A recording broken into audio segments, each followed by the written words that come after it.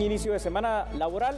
Esta noche precisamente, que es 25 de marzo del 2019, le damos la más cordial bienvenida a su programa de análisis a la medida. Y también la bienvenida es para mi compañera Sandy Monroy. Buenas noches, Sandy. Buenas noches, Julio. Qué gusto compartir contigo como siempre y también iniciar la semana así con el análisis de la noticia. Muchísimas gracias a ustedes por estar siempre pendiente. Y bueno, en esta ocasión tenemos temas que de verdad, uno de ellos ya lo hemos tratado, sí, pero que hoy finalmente en Torre de Tribunales se le preste atención. No lo entiendo, pero vamos a hablar acerca de las medidas sustitutivas. Claro, medidas sustitutivas que llegan 6 años y medio después. A ver qué pasa. Bueno, el resto de temas se los presentamos a continuación en nuestros titulares. Bienvenidos. Imagine esperar 6 años para tener una medida sustitutiva. Eso le pasó al coronel Juan Chiroy en el caso Cumbre de Alaska. En instantes analizaremos su situación. ¿Realmente estamos consumiendo carne de perro? ¿Se puede confiar en las ventas callejeras? Las sorprendentes respuestas las tendremos en minutos. ¿Usted ahorra? La mayoría de guatemaltecos no lo hace. Analizamos por qué sucede eso y si es por falta de recursos o simplemente desinterés. Varios caficultores siguen protestando frente al Congreso de la República. Exigen la aprobación de la Ley de Reactivación Económica del Café. Empresarios hicieron un llamado a los magistrados del Tribunal Supremo Electoral. Recomiendan garantizar el proceso electoral. Según información del Ministerio de Finanzas, hasta la fecha se ha ejecutado el 16% del presupuesto de la nación correspondiente a este 2019.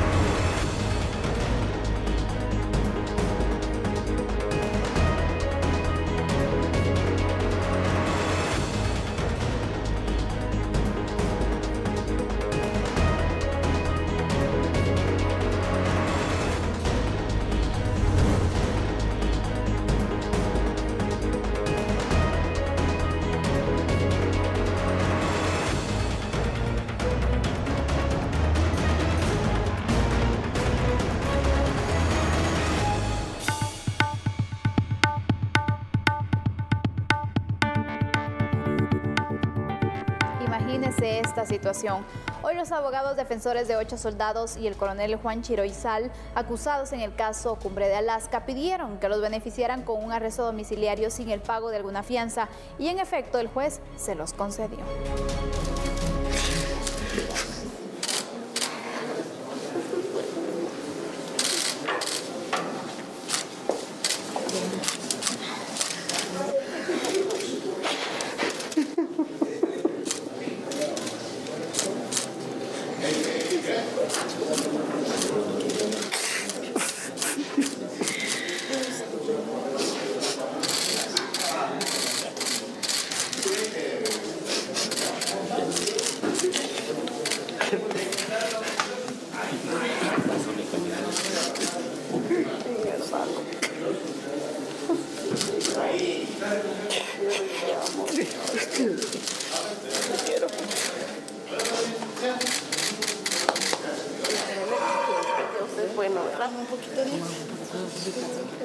De esta manera, entre lágrimas y abrazos, familiares de los 8 soldados y el coronel Juan Chiroy Sal, vinculados en el caso Cumbre de Alaska, celebraron la resolución de la juzgadora Claudia Domínguez de otorgarles arresto domiciliarios, es decir, cambiar la prisión preventiva por un arresto en sus residencias después de estar 6 años y 4 meses privado de su libertad.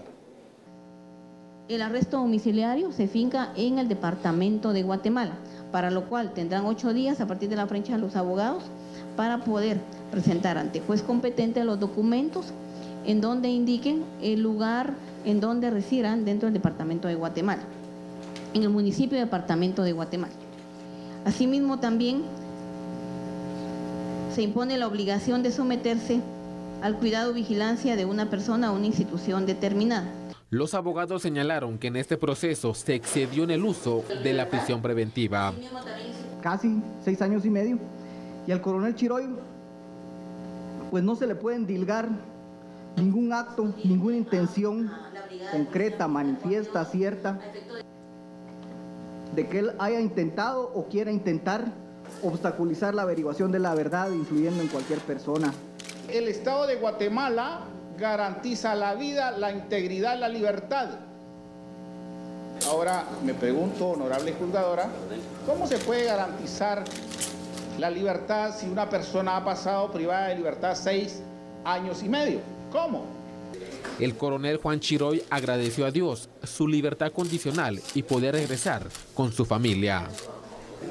El hecho de estar privado de libertad, el hecho de que usted para salir al baño o para recibir una visita hay que pedirle permiso a un guardia, todo eso le van coartando todas esas libertades. Pero mire, para mí lo más importante es ahorita es regresar al seno de mi hogar. En el caso Cumbre de Alaska queda pendiente analizar y resolver si los 9 acusados deben enfrentar un juicio por el delito de homicidio en estado de emoción violenta o por ejecución extrajudicial.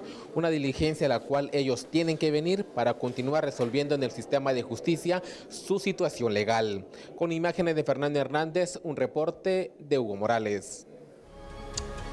Casi Sandy se queda uno sin palabras cuando mira estas imágenes. Definitivamente. Y te consultaba, Julio, ¿cuál es el proceso en el cual se encuentra este caso? Y de verdad yo me quedaba sorprendida más cuando tú me indicabas entonces que en realidad vamos por revisión de medida, ¿te imaginas tú? Solo ha pasado la audiencia de primera declaración.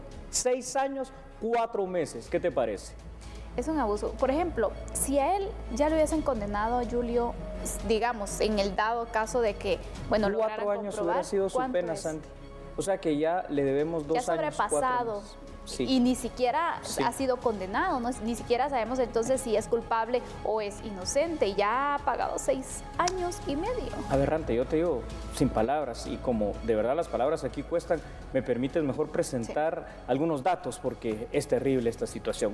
Según el artículo 13, anótelo usted por favor, 13 de la Constitución Política de la República, para dictar auto de prisión preventiva se deben cumplir 2 requisitos. El primero de ellos, que exista información sobre la comisión de un delito, y el segundo, que existan motivos racionales para creer que la persona detenida ha cometido o participado en el delito. Y parece que en Guatemala 6 años, 4 meses no son suficientes para determinar estos hechos.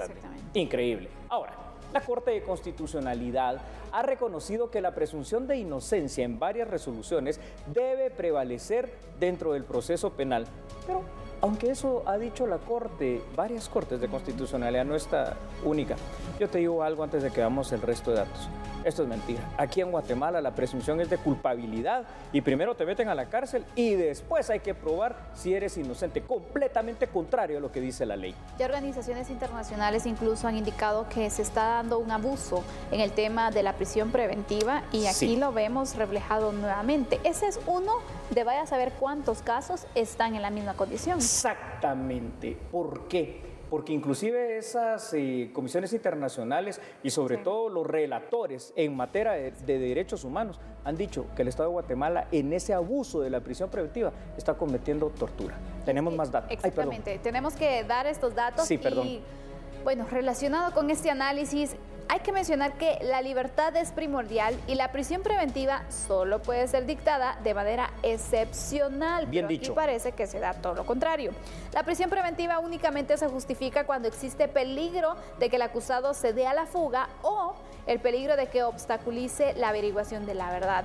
Y hay que tomar en cuenta también que la prisión preventiva no puede ser utilizada como una especie de pena anticipada.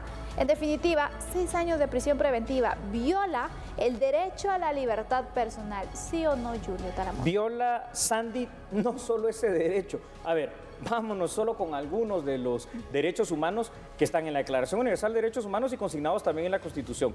Claro. El principio de inocencia, ¿no? De que de entradita debes de ser considerado inocente hasta que se te demuestre lo contrario, violado. La presunción de inocencia. Luego se violenta el debido proceso. Luego se violentan otras garantías procesales y constitucionales que dicen que la última ratio, como le decimos en derecho, expresión latina, quiere decir la última de las cosas por hacer debe ser privar a la persona de su libertad.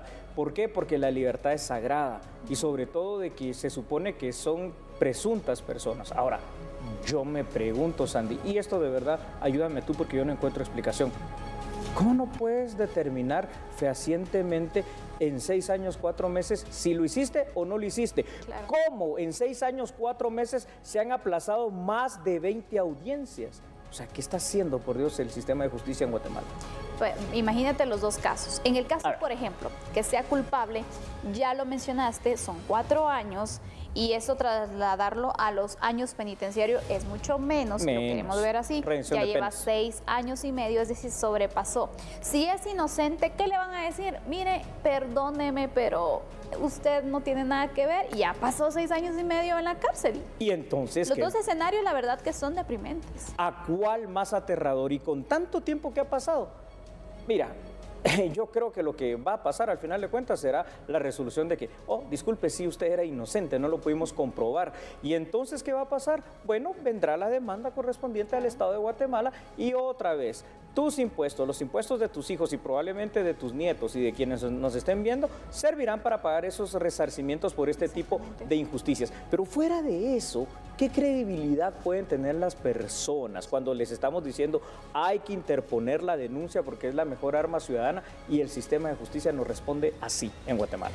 Julio, mira, nuevamente con este caso se da a conocer la debilidad que existe en el sistema de justicia, pero lo que yo no entiendo es cómo, si nuevamente se evidencia entonces esos atrasos, esos tiempos que van pero muy atrasados, ¿por qué no se hace algo al respecto? ¿Cuándo se va a cambiar el sistema de justicia? ¿Cuándo se va a modificar y se va a fortalecer para evitar este tipo de situaciones? Porque no solamente se daña a la persona, se daña toda la familia. Toda la familia, el Estado en su conjunto, el sistema de justicia y el país, al final, la credibilidad y la certeza jurídica. ¿Y te parece si con esa conclusión estupenda que acabas de dar, nos quedamos? ¿Para qué? Para que usted en casa reflexione, para que usted en casa piense, porque aquí parece que los derechos humanos realmente es cierto que sirven, pero sirven como que para las personas erradas y no para aplicárselos precisamente en beneficio de todas las personas y de todos los guatemaltecos. Y antes de irnos a corte, Sandy, ¿me permites hacerte una pregunta? Tú tienes mascota y ¿es perrito o es perrita? Es perrita. ¿Cómo se llama? Coco. Coco. Bueno, ustedes seguramente tendrán, muchos de ustedes, perritos y perritas. ¿Se los imaginan ustedes en un platillo? ¿En un churrasquito? No, Dios Somos mío. A la medida. Ya volvemos.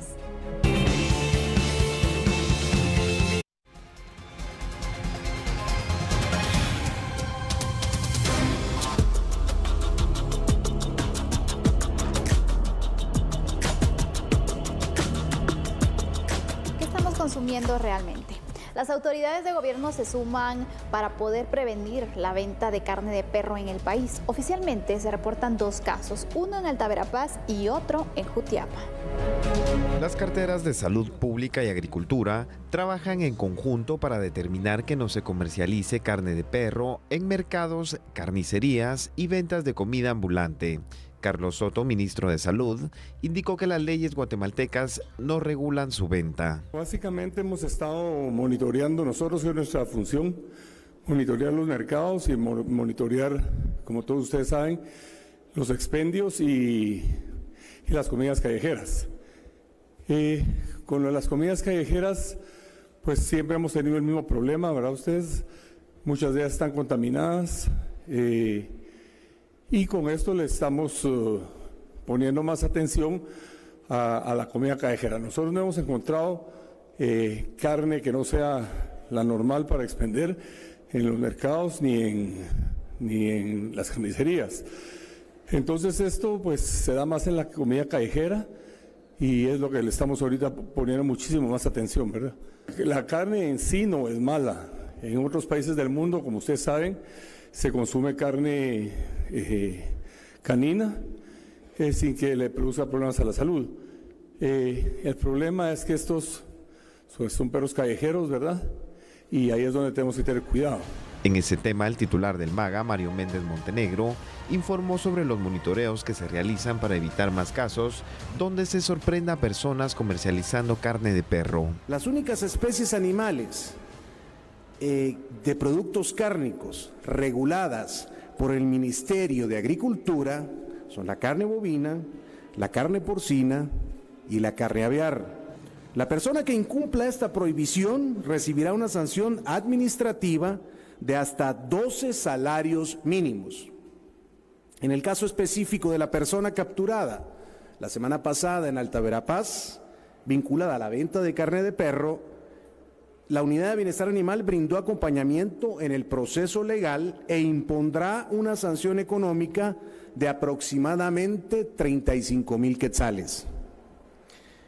El Ministerio de Agricultura mantiene vigilancia constante para evitar el maltrato animal y monitoreo permanente en los rastros autorizados para garantizar la inocuidad de los productos cárnicos regulados bajo la competencia de la cartera.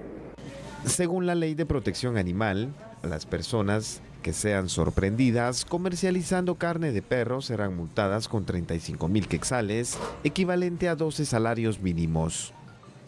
Bueno, ¿le parece si lo analizamos? ¿Será que se está haciendo mucha bulla? ¿Será una realidad o es un hecho aislado? En Guatemala, para empezar este análisis, las únicas especies de productos cárnicos reguladas para el consumo humano son la bovina, la porcina y la aviar. Ahora, existe un riesgo de que los guatemaltecos puedan consumir productos cárnicos de dudosa procedencia en los mercados o puestos de comida callejera. Además, existen graves riesgos para la salud pública. Algunos perros pueden no estar vacunados y además también pueden albergar enfermedades como la rabia. Incluso hasta podrían estar envenenados o tener parásitos. Pero, ¿te parece, Sandy, si nos quedamos con esa pregunta que me venía a la mente ahorita al iniciar este análisis? ¿Será realmente tan así que esto es algo que se da frecuentemente o habrán sido, y esperemos que así sean, hechos aislados y fortuitos? Yo espero que así sea también, Julio, por nuestra tranquilidad. Pero lo que sí hay que ver, por ejemplo, es que derivado de algunas personas que se han querido aprovechar para ganar más, tanto las personas que compran para las diferentes elaboración de comida, vaya a saber para qué lo utilizan, como los que lo venden, están afectando a las personas que sí venden carne autorizada, porque incluso en varios mercados ya se han pronunciado los comerciantes, los carniceros, indicando que les ha bajado la venta y que también están molestos porque no todos están entonces realizando esta práctica. Qué mal, porque se está dañando el comercio. Muy bien dicho, por supuesto que no. De hecho, qué sé yo, el 99% seguramente de las personas que distribuyen carne de res son personas que sí saben de dónde viene esta carne y que lo compran y lo hacen de la manera legal y correcta. Son responsables. Son responsables y que se ven afectados por este tipo de situaciones. Ahora, también es que, Sandy, ¿a quién se le ocurre estar matando de verdad perros para venderlos? O sea, fuera de que eso ya parece bastante enfermo, o sea, más enfermo parece ser también que haya gente, porque también la hay, que la compre para venderla para el consumo humano. O sea, ¿te imaginas esa aberración? La verdad que, ay, Dios mío, es repudiable, Julio, porque, por ejemplo, indican, y según entonces la información que se tiene, porque todavía es un tema desconocido, está en investigación, que por ejemplo la carne de perro la venden mucho más barata, entonces al final le sacan más ganancia. Por ejemplo, si tú haces un platillo, porque te va a salir el costo menor y obviamente le vas a ganar más porque le vas a poder dar igual al mismo precio que lo da tu vecino, que si está vendiendo carne de res, por ejemplo, pagando sus impuestos y todo. Exactamente, una competencia desleal es la que existe ahí, y aparte de eso la irresponsabilidad, porque no sabes cómo puede afectar en la salud del consumidor final. Eso particularmente. Y antes de que nos des por favor unos datos que son muy interesantes, un comentario, o sea, fuera de que puede ser también un momento de psicosis con este tema, no hay que descartar que por allí en algunos lugares han dado avisos de que aparecen como especie de cementerio, llamémoslo así, no sé cómo llamar, con huesos, con cráneos de perros en otros departamentos del país. Hay que prestar atención a eso. Sí, por favor, pero hay que tomar en cuenta también qué se ha hecho en nuestro país para tratar el tema, porque eso es una crueldad animal también. Correcto. Veámoslo desde ese punto. Veámoslo entonces. Por ejemplo, aquí tenemos otros datos. Resulta que el Congreso de la República aprobó una ley de protección y de bienestar animal el 28 de febrero del 2017, y esa ley sanciona a quienes maltratan a los animales. En ella también se creó la Unidad de Bienestar Animal del Ministerio de Agricultura, Ganadería y Alimentación. En esta ley se prohíbe la venta de carne de animales de compañía que incluyen a perros y a gatos. La práctica se califica como una falta gravísima que se sanciona con una multa de hasta 12 salarios mínimos, que equivale a casi 36,000 quetzales. Te pregunto, Julio, ¿la sanción cómo la ves? La veo todavía muy débil, Sandy, la veo muy débil. ¿Sabes por qué? Porque me voy a pasar a otro ámbito de la justicia. Pasémonos al ámbito laboral. Cuando cometes una sanción administrativa en el ámbito laboral, la sanción llega hasta 16 salarios mínimos y te voy a dar el dato, son casi 48,000 quetzales. Si aquí estamos hablando de menos, como que realmente si la gente ya ha hecho esto por mucho tiempo puede tener la capacidad realmente para pagar una multa de este monto. Entonces yo creo que habría que endurecerla, pero también voy a ver lo positivo. Por lo menos ya desde el año pasado está esta ley, ¿no? Exacto. Ahora lo que falta es aplicarla. Es correcto, Sandra. Julio, por ejemplo, ¿qué debilidades hay en el sistema por las cuales hay personas que están aprovechándolas para poder de esta forma comercializar ilícitamente este producto? Yo creo que la porosidad, Sandy, se da precisamente, pues en la forma en que estamos divididos políticamente. Son 340 municipios en nuestro país. Imagínate cuántos mercados pueden existir. Y no solo en los mercados hay carnicerías, también hay en otros lugares fuera de los mismos. Entonces, realmente el mantener ese control por parte de las autoridades, tanto del Ministerio de Salud como del Ministerio de Agricultura, eventualmente hasta de la misma Diaco, para corroborar algunas cuestiones, parece ser que se está volviendo una labor titánica. Pero, aunque esto parezca que no se está haciendo bien, es ahí donde tenemos que apuntar, ¿verdad? Para que ese control, para que esos controles sanitarios y los exámenes que se van de hacer periódicamente y sorpresivamente a la carne de todos los lugares que le expenden, sean realmente rigurosos y así no solo se castigue con la multa, se cierre de una vez ese negocio, ¿verdad, La verdad Sandy? que es muy buena medida. Y hay que tomar en cuenta entonces que, por ejemplo, en otros países sí es permitido vender y comercializar la carne de perro, pero existen ciertos controles. Y aquí vamos entonces, que aquí no sabemos nada porque se está haciendo de forma ilícita, la ley no lo contempla y se está poniendo en riesgo la salud de quienes al final consumen ese tipo de carne. Tienes absolutamente toda la razón. Sí, hay países que por su propia cultura consumen, bueno, hasta cualquier otro animal y bicho, ¿no? Por decirlo así, pero ya es una cuestión cultural de ellos. Para nosotros los perros son mascotas, son cuestiones así, pues que nos sirven para compañía y otras cosas, no para este tipo de situaciones. Ahora, hay algo que tú leías en la ley que me alarma, ¿no? Porque habla de perros y gatos. O sea, ¿habrá alguna evidencia en algún determinado momento que también se consumía carne de gato? Bueno, esperemos que no, pero qué cosa más terrible. Como sea, Sandy, ahí está el tema. Esperemos que las sanciones vengan, que sean drásticas, que la investigación llegue a donde debe de llegar y que se sancione a quien se deba sancionar. Por supuesto, Julio. Finalizamos entonces.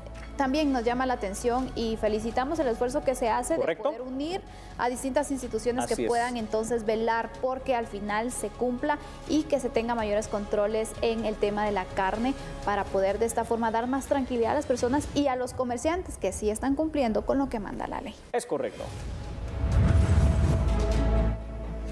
Hablemos de otro tema ahora, la manifestación para la aprobación de la Ley de Reactivación Económica del Café. Esta continúa por segunda semana consecutiva y según los caficultores permanecerán hasta que la iniciativa sea aprobada por el Pleno.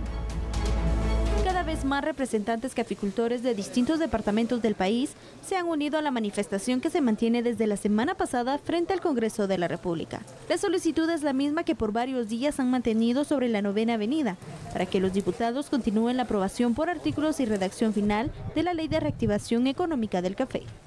Y eso es lo que nosotros exigimos para que así el sector cafetalero va a sentir el alivio, ¿verdad?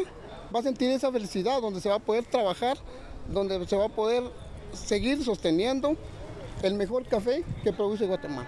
Hemos estado alejados de nuestras familias únicamente acá, así como nuestras familias están pidiendo a Dios por nosotros, así también nosotros acá, todas las mañanas y todas las noches, estamos pidiéndole a Dios, poniéndonos en oración para que las personas que tienen en la mano, que tienen en su poder, solo tomarse de la mano y hacer ese acto de conciencia para que nosotros el día de mañana ya no nos encontremos acá, ¿verdad? Y váyanos con nuestras familias, así como ellos también viven con sus familias felices y contentos. Nosotros también queremos tener esa felicidad, ¿verdad? Con la reactivación de la ley. Según el representante de Zacapa, este miércoles más caficultores se unirán al plantón para exigirle al Pleno la aprobación, que permitirá una prórroga del fideicomiso del café por 300 millones de quetzales, que estarán vigentes del 2026 al 2051.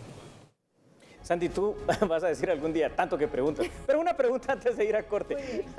¿Tienen la costumbre de ahorrar? Sí, desde chiquita. Te felicito. Vamos a hablar de eso, pero ya vamos a ver por qué ahorramos o no ahorramos los guatemaltecos. Somos a la medida. Ya volvemos.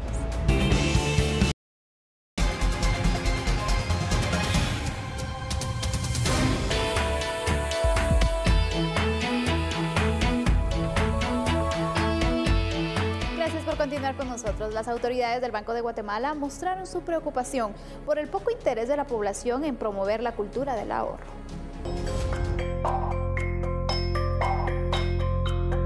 Durante la inauguración de la Semana Mundial del Dinero y 59 edición del Festival de Educación Económico-Financiera, se resaltó la importancia del ahorro.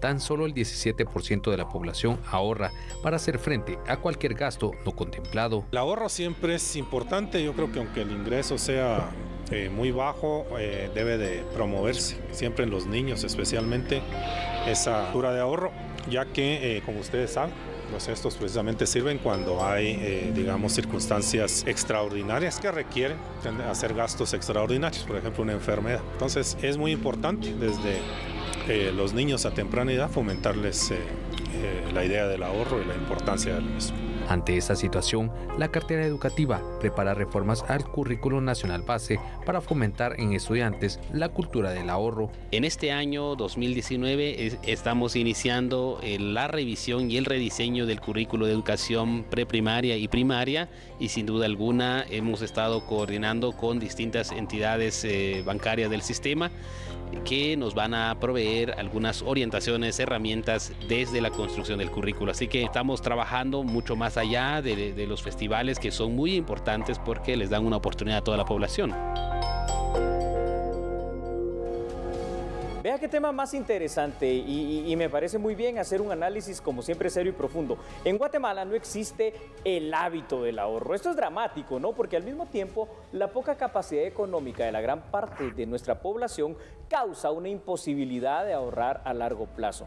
Escuche usted, según el Banguat, únicamente el 17% de la población dedica parte de sus ingresos al ahorro.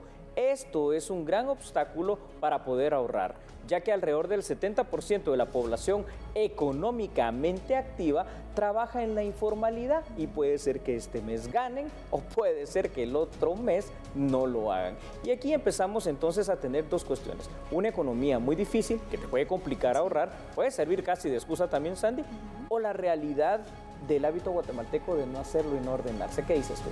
Yo creo que es cuestión de hábito también, porque mira, al final si tú te pones a hacer cuentas, te das cuenta que en el mes hay gastos innecesarios, los cuales tú podrías ahorrarlos. Tienes razón. Pero la situación también es que en ocasiones hay personas que ni siquiera se acostumbran a hacer un presupuesto, y es decir, solo gastan y después dicen, bueno, ¿y dónde se me fue el dinero? No tienes un control real de tus gastos, de cuánto puedes ahorrar, de hacer una proyección a nivel individual o a nivel familiar.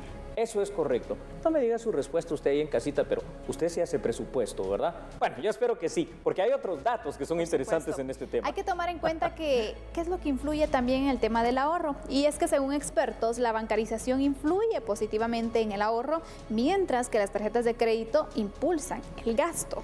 Hay que hacer notar que en mayor o menor medida muchas personas buscan ahorrar a corto plazo desde una manera sencilla, como guardar los vueltos, ahorrar en pequeñas cantidades para pagar una deuda que se acerca o comprar algún artículo, y por supuesto los famosos cuchubales. Correcto. Para poder así ahorrar se tiene que abandonar los malos hábitos financieros que en buena parte los guatemaltecos tienen, y obviamente el tema del consumismo podríamos colocarlo de esta manera. Según expertos, Julio, se dice que uno debería ahorrar al menos el 10% del salario. Sabemos que en ocasiones cuando se tiene familia los gastos son mayores, a lo mejor no puedes ahorrar ese 10%, pero hay algo, aunque sea mínimo, que mes a mes puedes hacer para ir creando este hábito, y cuando te das cuenta que, por ejemplo, ante una emergencia te puede servir ese dinero, ya sea para saldar la totalidad o para poder entonces pagar cierta parte de esa emergencia. Muy bien dicho. Pongámoslo en números bien sencillos para todos entender. 10%, ¿verdad? De lo que se gana,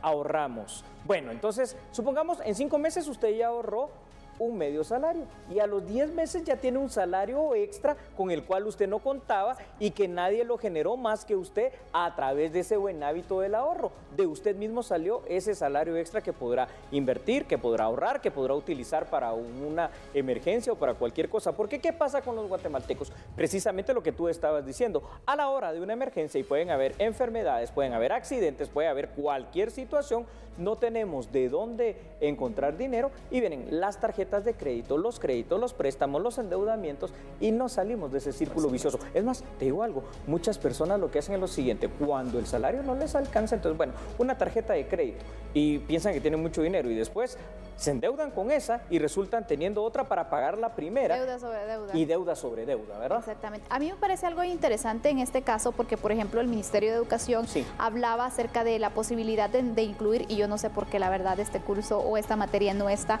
dentro del currículum base, el poder entonces generar ese hábito del ahorro en los niños. Yo me recuerdo que cuando yo estaba pequeña... ¡La alcancía! Imagina, no, y ¿sabes algo? Dime. Habían bancos que, por ejemplo, tenían programas para niños, Correcto. donde te motivaban a que abrieras tu cuenta. De hecho, ahí fue donde ¿Empezaste a ahorrar? poco a poquito. Así se empieza, pero uno de niño siente la emoción de vamos al banco, ¿me entiendes? Es una ilusión que los padres tienen que generar también y que, por supuesto, nos va creando entonces ese conocimiento. Lo puedes dejar un tiempo, pero después te recuerdas, bueno, de pequeño me enseñaron esto, me ayudaba, la emoción que sentías, porque se siente bien cuando tú tienes ese colchoncito para poderlo utilizar, para invertir, para poder comprar algo que deseas, para poder cubrir alguna emergencia. En realidad sirve, lo debemos hacer. No, lo aprendiste como un hábito, ¿no? Yo te decía lo de la alcancía porque la brecha generacional en cuanto a los años que te llevo de diferencia. No, también tuve alcancía, no te preocupes. Entonces yo usaba alcancía, de esas de cochinito, por cierto, mira, que había que romperlas. Hasta de cualquier tipo de producto, la verdad. Pero no, tienes razón, pero fíjate que cómo llega a ser ese hábito, porque eso que aprendí de chiquito, porque también, fíjate que ahora cabal con eso de los vueltos y las moneditas que quedan por ahí sueltas, tengo un recipiente específico donde las voy juntando. Y hay quienes dicen, me estorban las fichas. No, es un ahorro. Al contrario, es un ahorro. Así. Entonces usted tiene que tomar en cuenta esta situación. Los gastos fijos, los gastos variables, el ahorro, tiene que hacer su presupuesto y tiene que sacar también ese tema del ahorro, buscar la manera entonces de esos gastos innecesarios antes de comprarse algo. ¿De verdad lo necesito? Si su respuesta es no, ahórrelo. Me quedo con eso, que el ahorro sea parte de esos hábitos y de su presupuesto, que es la clave. Gracias, Sandy, una excelente conclusión para este tema. Y seguimos acá con otro orden informativo. Así es.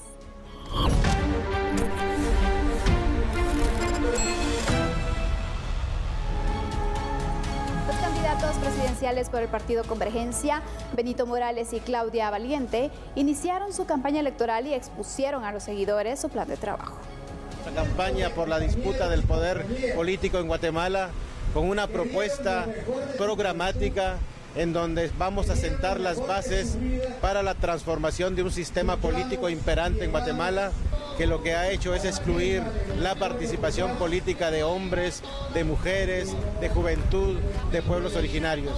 Y vamos a sentar las bases a partir de este año de transformar un sistema económico que ha llevado prácticamente a la quiebra al país. Vamos a incentivar la pequeña y la mediana empresa, vamos a generar empleo, vamos a redistribuir la riqueza, sobre todo porque necesitamos que este país pueda desarrollarse. Tenemos un plan de trabajo profundamente elaborado, precisamente tiene esa característica de ser un espacio en donde estamos confluyendo pueblos originarios, organizaciones sociales, personas con discapacidades, personas jóvenes, mujeres de los pueblos, porque consideramos de que la Guatemala, la casa del futuro, la casa para que pueda sentirse como la casa de todos, necesita precisamente la participación de todos.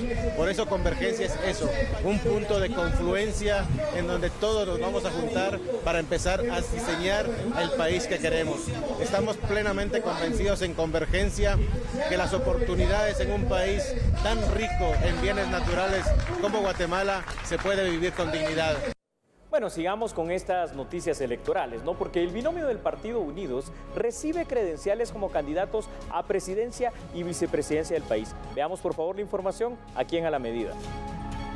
El Registro de Ciudadanos entregó este lunes las credenciales que acreditan como candidatos oficiales a la presidencia y vicepresidencia del país a Luis Velázquez y Arturo Soto, quienes integran el binomio propuesto por el Partido Unidos.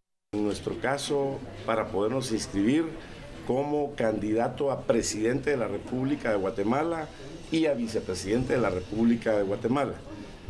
También quisiera aprovechar la oportunidad para reconocer el trabajo histórico que el Tribunal Supremo Electoral ha tenido para salvaguardar la democracia en un marco del Estado constitucional de derecho.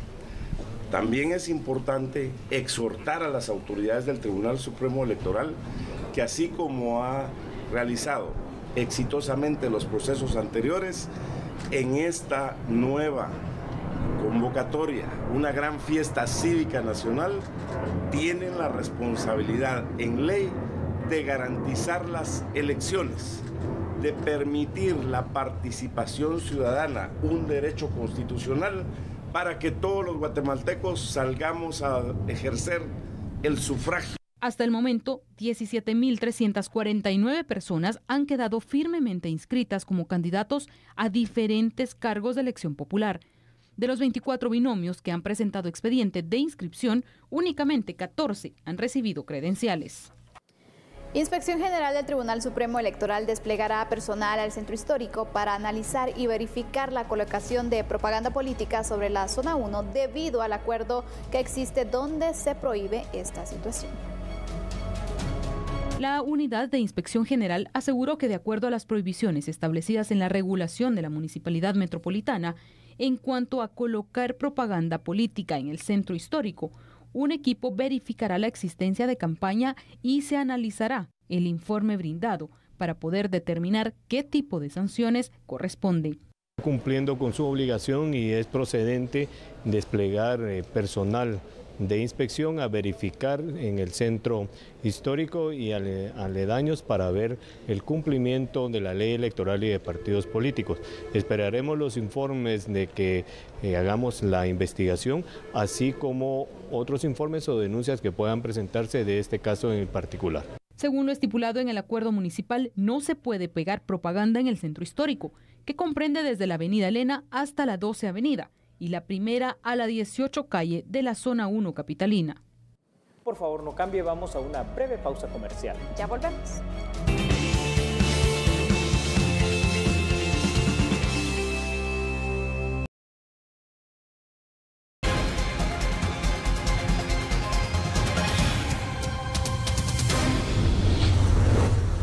Gracias por seguir con nosotros. La Fundación contra el Terrorismo pide a los magistrados del Tribunal Supremo Electoral conocer la resolución de la Corte de Constitucionalidad que deja sin efecto la prohibición de investigar a Tel Maldana. El 28 de febrero, la Corte de Constitucionalidad emitió una resolución en la que revocó el amparo provisional que la Sala Primera de Instancia Civil había otorgado a Tel Maldana para que no fuera investigada por una denuncia que la Contraloría General de Cuentas puso en su contra. Según la Fundación contra el Terrorismo, esta resolución no ha sido conocida por el Tribunal Supremo Electoral, por lo que presentó un memorial con la resolución adjunta para que los magistrados puedan conocerlo. Nosotros vemos por parte de la Corte de Constitucionalidad un retardo extraño en cuanto a la publicidad de esta resolución con fecha 28 de febrero, en donde le ordenan al juzgado primero de primera instancia civil dejar sin efecto su resolución anterior y resolver de manera correcta, es decir, dejando sin finiquito a Tel Maldana. Esto es lo que estamos haciendo del conocimiento de los magistrados del Tribunal Supremo Electoral el día de hoy.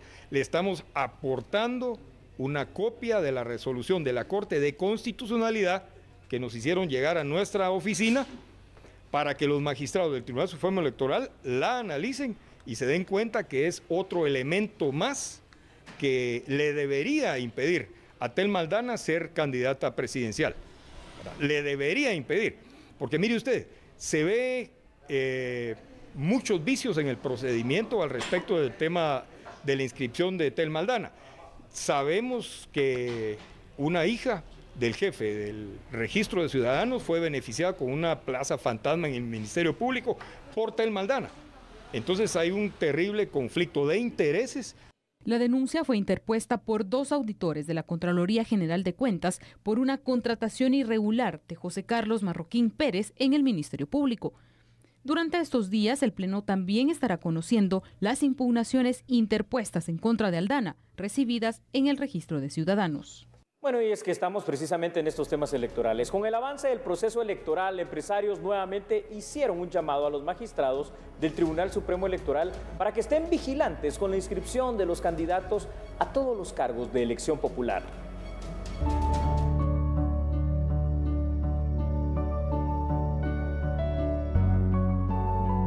Primero que nada, las elecciones es un proceso que se tiene que llevar, pero se tiene que llevar dentro del marco de la ley. Vemos al Tribunal Supremo Electoral con muchas arbitrariedades e inconsistencias en diferentes inscripciones o falta de inscripciones, y lo que pedimos es que el tribunal trate a todos por igual. Tenemos candidatos que han dicho que llevan semanas sin ser inscritos y hay candidatos que en menos de 24 horas los inscriben. Nosotros lo que pedimos es que el tribunal tiene que ser consecuente. La ley es pareja, todos somos iguales para la ley, ante la ley, y no podemos tener favoritismos adentro de las inscripciones. Nosotros sí creemos que los candidatos que tengan que correr y deben ser inscritos y electos tienen que ser candidatos idóneos, candidatos que cumplan con todos los requisitos de ley.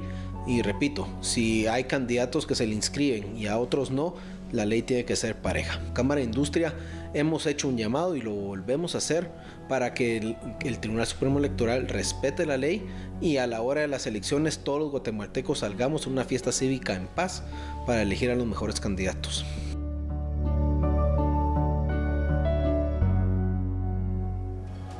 En otra información, la cartera del Tesoro informó que a la presente fecha se ha ejecutado el 16.4% del presupuesto de la Nación correspondiente a este año. La ejecución presupuestaria reporta un incremento si se compara a marzo de 2018.